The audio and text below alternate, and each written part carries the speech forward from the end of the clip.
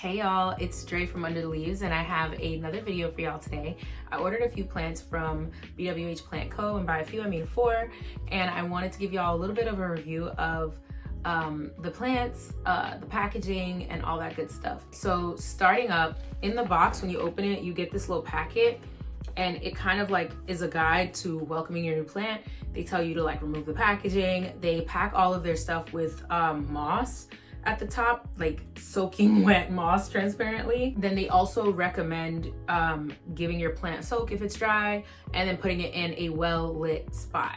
Also, I think this is common, and I know that some people just don't care, but they do recommend waiting to repot the plant transparently, because of the plants that I order are coming from greenhouses. I always wait to repot my plants. I'll typically check, and given, depending on like how the soil is doing, how it's drying out in my house, etc., that's when I'll make the difference.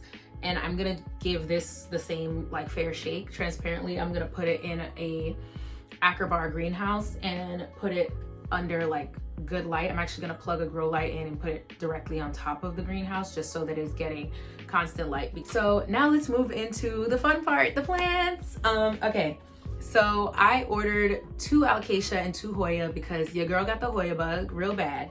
So we're gonna start off with the Alocasia. We're gonna start off with none other than the fried egg. So you can actually see when I zoom in here that the soil, it's dark, meaning it is soaking wet. This is a beautiful plant. It is very nice.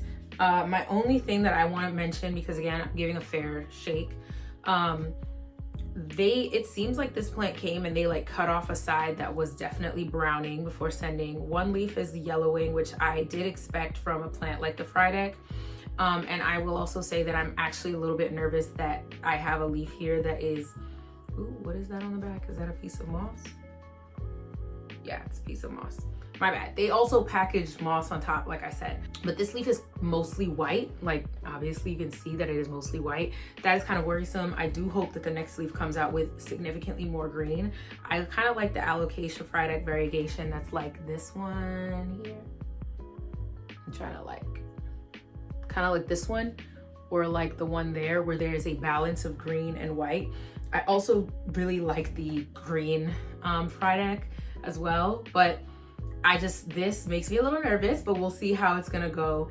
And I'm gonna put it in that little greenhouse area just so that it maintains the humidity that I'm sure it was used to. And that I know Alocasia needs, well, specifically this one needs to thrive. So I'm gonna put it back in the greenhouse. Just wanted to show y'all this one. I don't know how to feel yet, so I'll have to keep you guys posted. I think my only nervous thing is that the soil is so wet, but I know that they likely watered it before they sent it in transit, because the moss was like, it was like, I don't even put my props in moss that wet, but I'm new, so maybe I'm doing something wrong. But at the same time, I just want to say that it does arrive wet. The next Alocasia I want to show you is my Alocasia Silver Dragon. Look at that. This one came, and there's a freaking new leaf coming out. This one came with a new leaf coming out. It's looking cool. I think my only, like, obviously the leaves are growing all around. Sensational vibes. And when I look down, it looks like corms are sprouting or something like that, or it's producing corms. And you can clearly see that there are a lot of roots.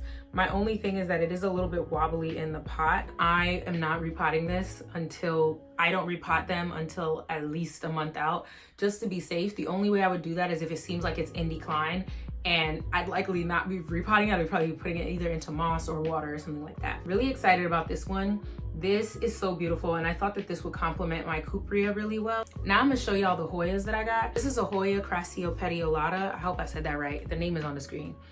Oh my goodness. I have seen people say that this is a great Hoya for beginners, and because I'm a beginner Hoya, I fell for it. They said that this is a great one, and I said, yeah, I'm gonna get it. And I'm excited because it came with multiple new leaves. All the stems are intact and alive and growing. And I can also see new leaves coming off on the stems that are here as well, which we love to see. So yeah, I'm planning to put this also in that same Acrobar, but my Hoyas, for a fact, will not be living inside of a greenhouse. If you need a greenhouse to survive in my house as a Hoya, you're not gonna make it. And then the final Hoya I have is a Hoya Mathilde. And there's like some splashy leaves in there, which I think is so cool.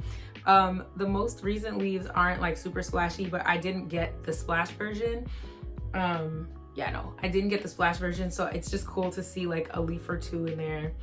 It's really quite a few leaves at the base that are quite splashy, and even some growing out on one vine here are quite splashy. I wanted this one because I heard that it is a great grower, and in addition to being like a really cool grower, I've also seen people say that they get this one to flower. And you know, as this year my journey with Hoyas is really just going to be about getting them to make sure they're surviving and growing. And I think, I mean, who wouldn't want to add in that they want their Hoyas to bloom?